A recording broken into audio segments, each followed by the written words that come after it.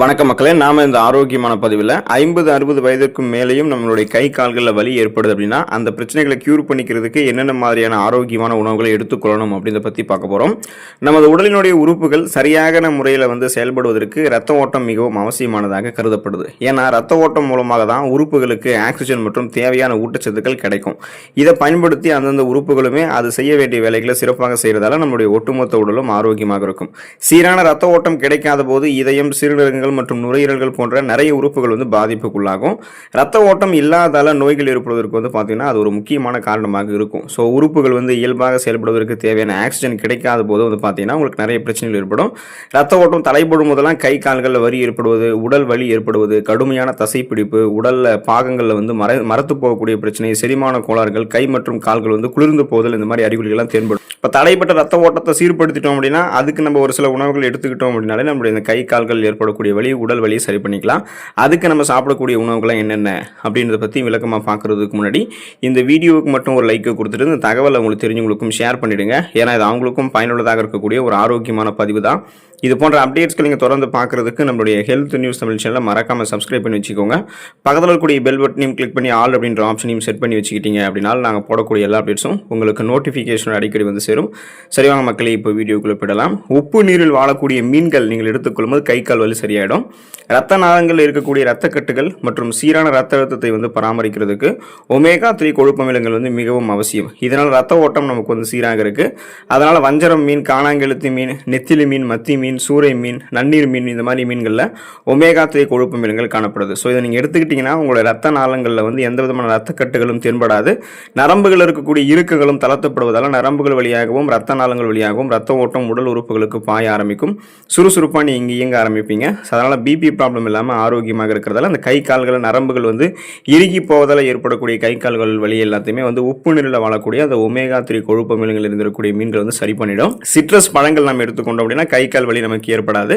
அதிகப்படியான கார்போஹைட்ரேட்டுகளை தராமல் நம்முடைய உடலுக்கு அத்தியாவசியமான தாதுக்கள் மற்றும் விட்டமின்களை வழங்குவதில் சிட்ரிக் அமிலம் சிறந்த வேலையை செய்யுது. அது மட்டும் இல்லாமல் இது ரத்தக்கட்டுகளை அழுத்து சீரான ரத்த ஓட்டத்தை மேம்படுத்துது. ஆரஞ்சு, திராட்சை மற்றும் எலுமிச்சை போன்ற பழங்களில் சிட்ரிக் அமிலம் காணப்படுது. ஸோ இதெல்லாம் நீங்கள் எடுத்துக்கொண்டீங்க அப்படின்னா இந்த சிட்ரஸ் அமிலம் உங்களுக்கு கிடைக்கும் பொழுது உடல் உறுப்புகளில் ரத்த ஓட்டம் சீரான அளவில் பாய ஆரம்பிக்கும் போது கை கால்கள் மரத்து விடுவது, இந்த மாதிரி எந்த பிரச்சனையும் இல்லாத கை கால் வலி, மூட்டு வலி, முடக்குவாதம், உடம்பு வலி ஏற்படுவது, இது மாதிரி எந்த பிரச்சனையும் உங்களுக்கு ஏற்படாது. உணவுகளை சாப்பிட்டு முடிச்சதுக்கப்புறம் சிட்ரஸ் பழங்களை வயதானவர்கள், அதாவது ஒரு 50-60 வயதிற்கு மேற்பட்டவர்களை எடுத்துக்கொள்ளும் போது எந்த விதமான வலியும் இல்லாமல் நலமாக அவங்க இருப்பாங்க. நட்ஸ் வகைகள் நம்ம எடுத்துக்கொள்ள வேண்டியது அவசியம். விதைகள் மற்றும் நட்ஸ்லாம் எடுத்துக்கிட்டோம்னா நலமாக இருக்கலாம்.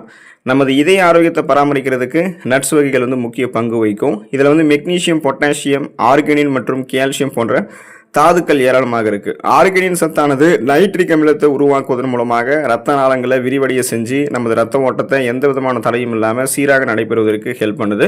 ஸோ வால்நட்டு, ஹேசல் நட்டு, முந்திரி பருப்பு, பாதாம் பருப்பு, இந்த மாதிரி நட்ஸ் வகைகள் எடுத்துக்கொள்ளணும். விதைகள் வகைகளும் நம்ம எடுத்துக்கொள்ளணும். இன்னும் குறிப்பாக பார்த்தீங்கன்னா அந்த ஆர்கனின் உட்பட பல ஊட்டச்சத்துக்கள் அதில் காணப்பட்டதால ஸோ இது நம்ம கிடைச்சிச்சு அப்படின்னா அந்த நட்ஸ் வகைகள் எல்லாமே நரம்புகள் இருக்கக்கூடிய இறுக்கங்களை தளர்த்துறதால ரத்த ஓட்டத்தை சிறப்பான பாய வைக்கும். ஸோ தசைகளையுமே ஆரோக்கியமாக வைக்கும், எலும்புகளையுமே வலுப்பெற வைக்கிறதால கை கால்களில் குறிப்பாக வலி ஏற்படாது.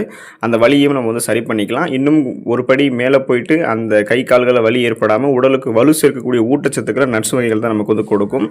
வெங்காயம் மற்றும் பூண்டு எடுத்துக்கொண்டோம் அப்படின்னா நம்மளுடைய உடலில் கை கால்கள் வலி அந்த பேச்சுன்றக்கே இடமே கிடையாது. இப்போ நமது ரத்த அழுத்தம் மற்றும் இதய ஆரோக்கியம் ஒன்றுக்கொன்று தொடர்புடையது அப்படின்னு சொன்னால் நீங்கள் நம்புவீங்களா? ஆமாதான் மக்களே. இப்போ நமக்கு ரத்த அழுத்தம் இல்லை அப்படின்னா தான் நரம்புகளில் எந்த விதமான இறுக்கமும் தென்படாது. ஆகையால் நரம்புகள் வழியாக ரத்த ஓட்டம் இதயத்துக்கு கிடைக்கும். சீரான ரத்த ஓட்டம் இதயத்துக்கு கிடைக்கும் போது இதய துடிப்பும் சீராக இருக்கிறதால மாரடைப்பு, பக்கவாதம், இதய தமனிகளில் வீக்கம் ஏற்படுவது, அதாவது அந்த பிளேக் படிஞ்சு வீக்கம் ஏற்படுவது, இதய தசைகள் வலுவிழந்து போவது போன்ற பிரச்சனைகள்லாம் எதுவும் இல்லாமல் நம்ம ஆரோக்கியமாக இருக்க முடியும். ஸோ பிபி ப்ராப்ளம்லாம் கண்ட்ரோல் இருக்கும்போது தான் இதயம் ஆரோக்கியமாக இருக்கும். அதை ரெண்டுத்தையுமே நம்ம பராமரிக்கணும்னா பூண்டு எடுத்துக்கொள்ளலாம். பூண்டில் காணப்படக்கூடிய சல்ஃபர் நமது ரத்த அழுத்தத்தை குறைத்து ரத்த நாளங்களை ரிலாக்ஸ் செய்வதன் மூலமாக சீரான ரத்த ஓட்டத்தை கொடுக்குது. மேலும் வெங்காயத்தில் காணப்படக்கூடிய ஆன்டி ஆக்சிடென்ட்கள் மற்றும் ஃப்ளவனாய்டுகள் நேரடியாக ரத்த ஓட்டத்துக்கு நமக்கு உதவிகரமாக இருக்கும். ஸோ இந்த உணவுகளை நம்ம சாப்பிடும்போது இந்த கை கால்கள் வலி, உடம்பு வலியெல்லாம் இருக்காது. ஸோ வெங்காயம் மற்றும் பூண்டு, அதனால தான் நம்ம அடிக்கடி நம்மளுடைய அன்றாட உணவுகளை நம்ம சேர்த்து கொண்டிருக்கோம்.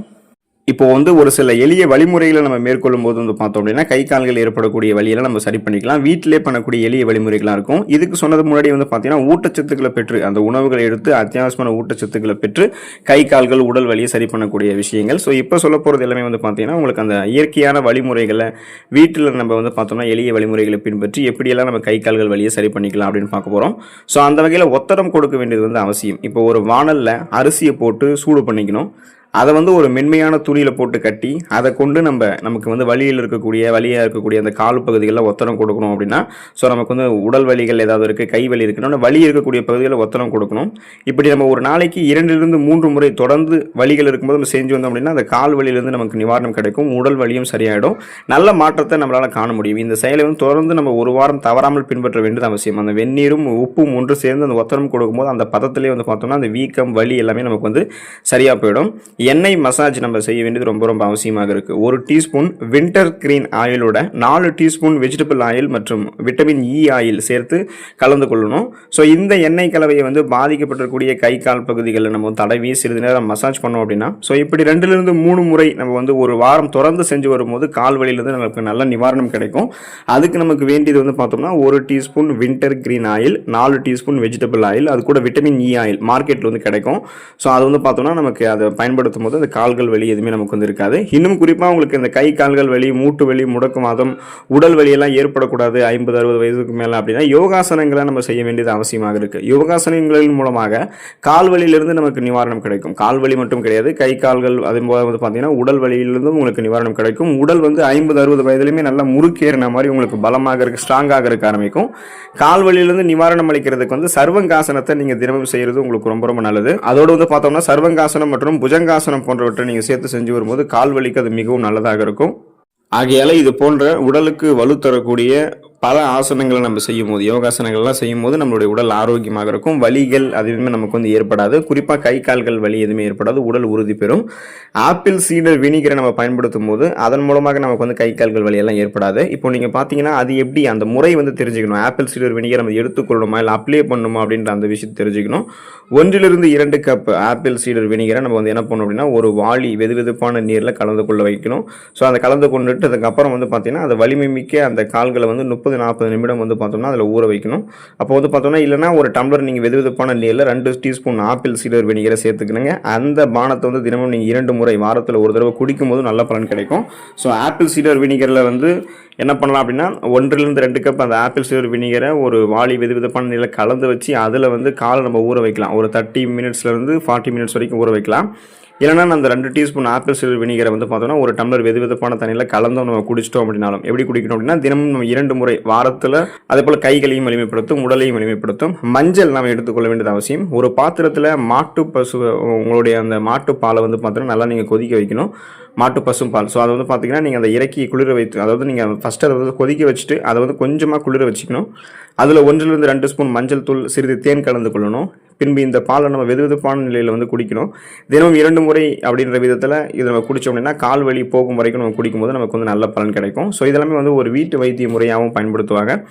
இந்த முறையும் பயன்படுத்தலாம். மற்றபடி நீங்கள் வந்து இது உங்களுக்கு சரியாகுது, ஒர்க் அவுட் ஆகுதுன்னா நீங்கள் பயன்படுத்தி பார்க்கலாம். கடுமையான பக்க விளைவுகள் ஏற்படுத்தினா பயன்படுத்தக்கூடாது. முன்னாடி சொல்லியிருக்கக்கூடிய உணவுகளை நீங்கள் எடுத்துக்கொள்ளும்போது கை கால்கள் வலி உங்களுக்கு ஆரோக்கியமாக இருக்கும், நலம் பெறலாம். அடுத்த ஆரோக்கியமான பதிவில் மறக்காமல் சந்திப்போம். நன்றி மக்களே.